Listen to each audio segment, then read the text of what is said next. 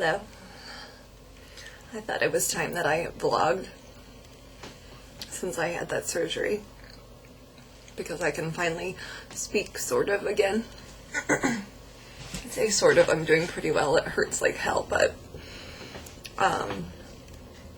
first of all, thank you all for your kind messages of healing and well-wishing.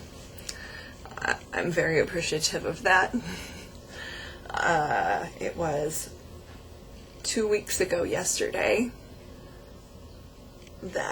or Friday, that I had my tonsillectomy. And then the first 2 days weren't terrible, but then all of these other infections crawled out in the back of my throat. So I was already swollen and infected from the surgery and all the stuff that goes on there.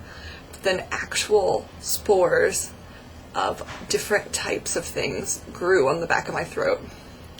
It was fascinating if you're into science, and disgusting if you're not, because I could shine a flashlight and look with a mirror and see the different kinds of things that you would see in a petri dish growing on the back of my throat.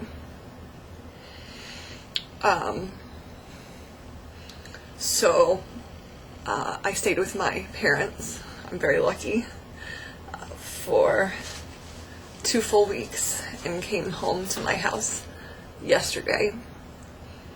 My sleeping schedule is even more odd than normal. I have to get up. It used to be every 2 hours, but I either had to be awake or someone had to wake me for medicine. They took me off of some of my Lyme meds because they didn't want me herxing while I had such a bad infection. But some they made into liquid form.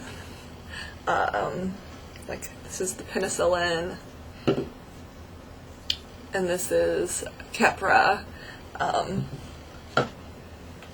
for my epilepsy, and there are several others that have to be refrigerated. The penicillin actually has to be refrigerated as well, but this one's empty. And I would measure it out with these things because my throat was too swollen to get a pill down. I've also lived on a steady diet of ice. I love this cup.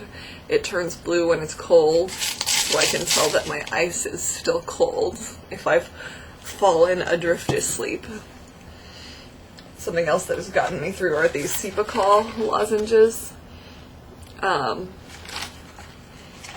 I've plugged Relievol, and I think that Relievol is wonderful, but the Cepacol has more of a numbing agent, so I'm abusing the hell out of those. And then, of course, Benadryl or knockoff Benadryl, and all my regimen of drugs. They removed me from my Zithromax. I'm still off of my Zithromax, and they removed me from my clindamycin just because they didn't want the herx, and I haven't had my injections or my IVs since the surgery because things got so bleak. I'm not really able to eat. I do drink Slim Fast. And again, you can't tell because my face is just so full. I've got a big fat actor's face, like the bones. But I've lost a lot of weight.